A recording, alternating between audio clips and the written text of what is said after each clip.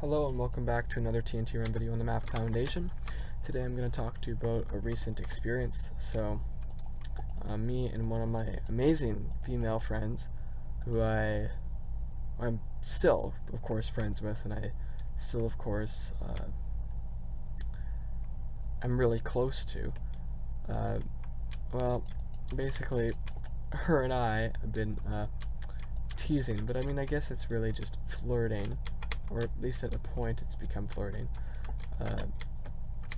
but holy, that's horrible up there, but yeah, so basically we kind of crossed a line with, like, how far we should be, talking to each other, and, it was like, it's because we're best friends, so we focus on our friendship, and the joys of that, right? Like, we don't rule out or say that we couldn't be together, because we definitely could, and we both know that we would get along very well in that type of situation, but it just, like, and we can, of course, tease each other and compliment each other and things like that, right? But we got to a point where we kind of met at a crossroads, right? Because we were starting to say things that were, it was almost like teasing about kissing and teasing about, hypothetically dating at some point. And I mean, the key problem here was we said we'd consider it in the future. Like, that implies that we have to, right? And I mean, it's not, and I mean, I think we should in the future. We both think we should in the future if we're still good friends, which I'm sure we will be, and nothing else happens. Neither of us got together with someone else, right? Which, I mean, that makes it sound like it's more likely than not, but I don't know, right? You don't know what will happen in life, and that's the thing, right? Like, we kind of got stuck in that, so she kind of brought it to me, and then we had a really interesting conversation where we kind of, because I didn't know that, I actually had no idea that we both had feelings for each other. I had no idea that I even had feelings for her, really. Like, I just didn't think about it, because I just knew that, I'm not mature enough to date at this point, because, I mean, I, as a Christian, and she, as a Christian, views that dating is not, not going to be part of our lives until we want to get married, and, like, dating being trying to get married, not dating for fun, basically, essentially. I'm not saying you can't have fun and you can't do fun things, right? But what's the difference? And you might as well just be friends, right? Like, then it's, because it's not, that's kind of the logic we're operating under. So, since we can't, like, since we're too immature and, I guess, young to consider this now, we kind of just had to somehow pass and get through it. But I've kind of been overwhelmed with this confusion over it, and we've had trouble discussing it. But she's never the person that would ever leave me or stop talking to me because of that. So we've just had to continue to talk about it for several weeks, basically. But it's also, like, her too. Like, it's the language that we both choose to use. Like, words are important, right? And you have to think about what you say and what effect it has on others, and what exactly it does in their heads, because it can be incredibly dangerous.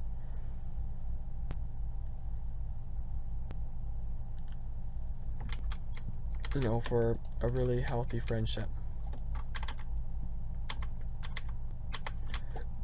And yeah, that's just it. That's what we had to take care of here. That's what we had to make sure that we could keep our friendship, because our friendship had become, really strong and really essential, and it happened so quickly. You know, like, it's important to both of us that we keep it, and that we keep each other in our lives. Like, we never want to, our lives, we never want to burn a bridge anyways. Like, why would you want to? You know, that just doesn't make sense. Like, you know, it's not that that was even a line of discussion, but I'm kind of just explaining what's at stake here and what's important to me in this situation, I guess. Yeah, I'm recording this after the last video, by the way. I did actually end up doing that, mostly because it was on my mind, you know. We were just talking about it yesterday, and, you know, it's like, oh, man, like, she made me sad, but at the same time, I made her sad, and it's because, you know, we both want to, right, but we can't. You know, and she also lives far away. There's complications like that, you know, and really, as long as we're, like, living under our parents' roofs, then we basically have no control over where we can go, when we can go, you know, like, meeting up, anything like that, you know. And it's not that families would be on great terms in this type of situation, that's for sure. But yeah, like, it's really something. And yeah, this is my best friend that I've mentioned in other videos. And yeah, like, I realized that I've actually talked about her as more than I thought I was. And I began to actually think about her as more. So that's probably why this hurts a bit too. But it's also just confusing, because the thing I've learned is that girls play games, you know, and it's incredibly annoying, but it's also interesting,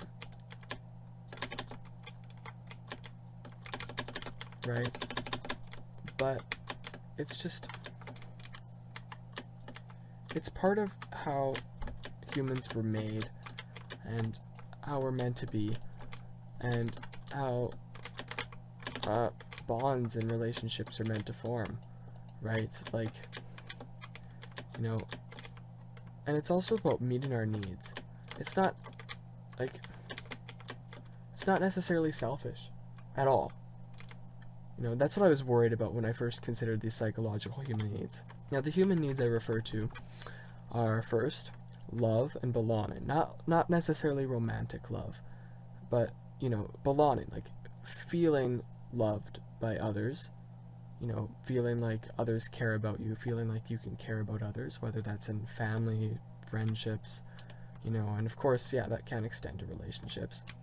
But yeah, like, it's not necessarily that. There's freedom, which, just the idea that we can make our own thoughts, have our own thoughts, make our own decisions, you know, the freedom to choose, right? I'm not talking about abortion here. That's not a freedom. That's not a right to choose. That's nothing like that. That's probably why abortion's so big in the United States, is because of those types of laws and amendments being misinterpreted by the left, or, I mean, just kind of stretched for ill intentions, you know. That's another thing, you just don't know other people's motives. Anyways, the third thing is fun. And fun is simply defined as something that you do that you don't have to do. So me playing this game right now, me playing TNT Run on Hypixel is fun, because it's not something I have to do. Me recording this video is not something I have to do. Me talking to any of my friends is not something I have to do, right? Me doing school is something I have to do. I can have fun while doing it, but I'm not necessarily doing it for fun. I'm doing it because I have to, right? At least for where I'm trying to go, you know. And yeah, it's interesting. It's an interesting way to look at it. You You know, and then the last one is power, and recognition is a subtitle, I guess.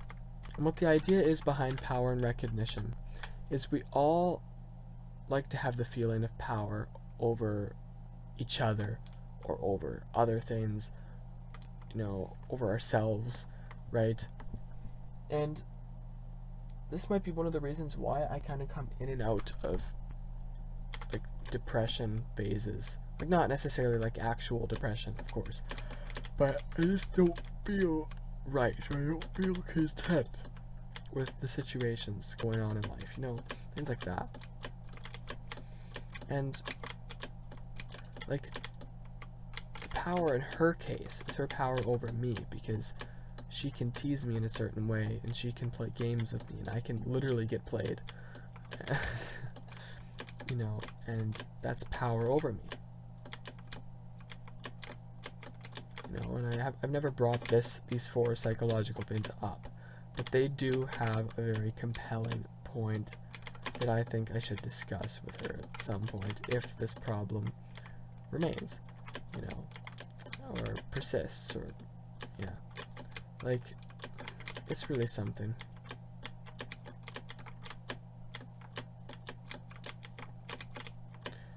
But, yeah.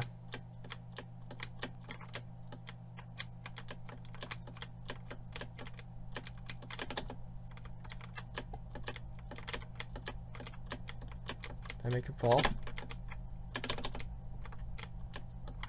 Perfect.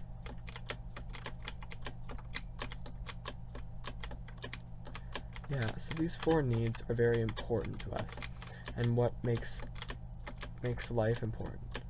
Like what makes our lives important, what makes us feel like we are important, or we are loved, or, you know, however you want to kind of approach it, because we all want to be loved, we all want to be valued, we all want to feel valued and feel loved. Like, you know, we all want to have a sense of purpose, that we can do our own things, and, you know, like there's a lot of things that connect to this, right? And yeah, that's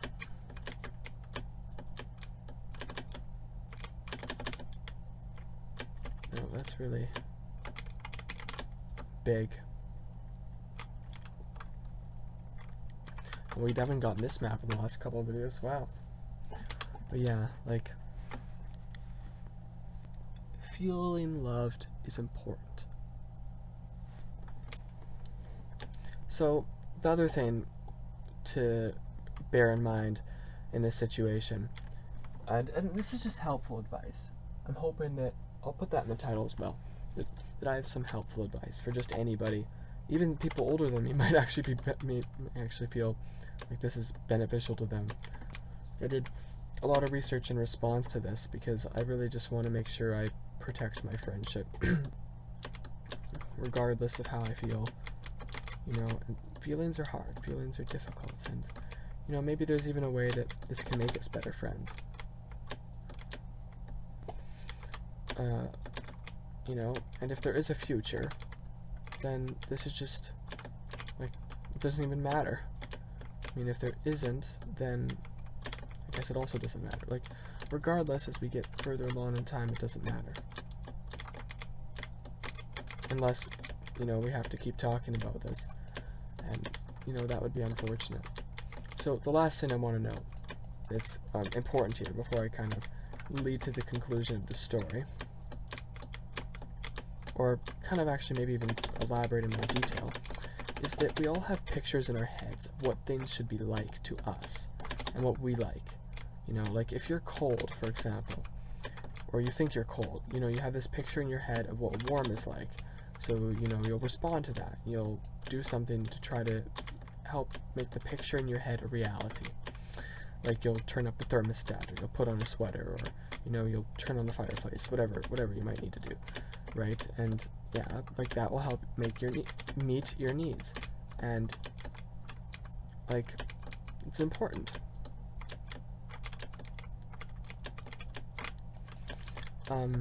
Yeah, so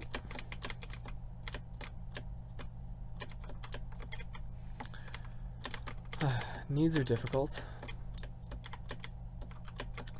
but like sometimes people have ulterior motives as well. And you never know. like, about those types of things. And that's the scary part, really. You never know what other people are thinking. But what I'm getting here is that in that situation, when you're talking to a friend that's of the opposite gender and you might like them, you start to picture things that you may like to do with them, or like, or you imagine yourself kissing them or whatever you might be imagining, and it's really weird, really, because how it gets like this, but it's natural, and just know that, you're normal by doing that, because all of us struggle with things like this, and I guess now to get back into details, basically what happened is, along the way we said some things,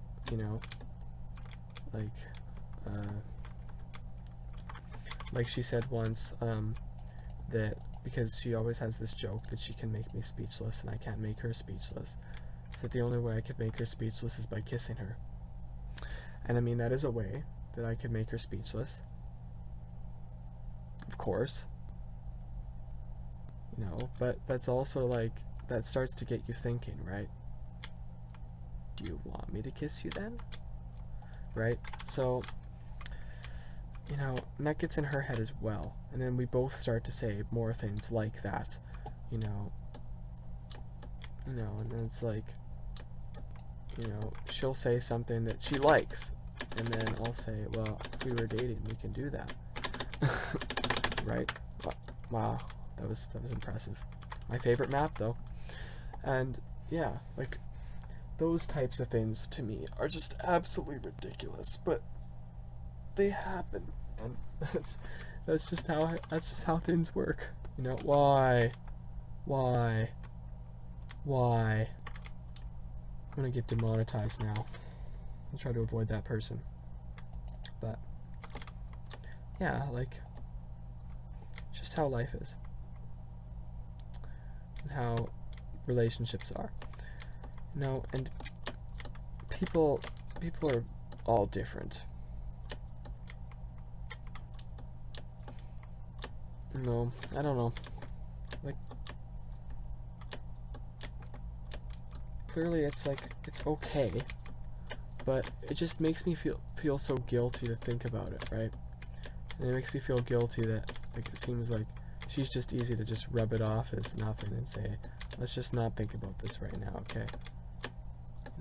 It's not that I, like, wanted to explore it, it's just that I wanted to get over it. And I'd prefer to be honest about it rather than not be. Perhaps that's understandable, perhaps it's not. Like, hopefully it is. Like, it's just, like, I think talking through problems with people that are related, like, problems that are related to those people, is important in being strong in life, like, and building strong connections with people, having a history with them, and isn't a bad thing. Like, oftentimes people are just okay with abandoning others when they don't get what they want. It's always that simple. It's sad. At least I find it sad. I don't even know what to do or say about something like that, It's disappointing.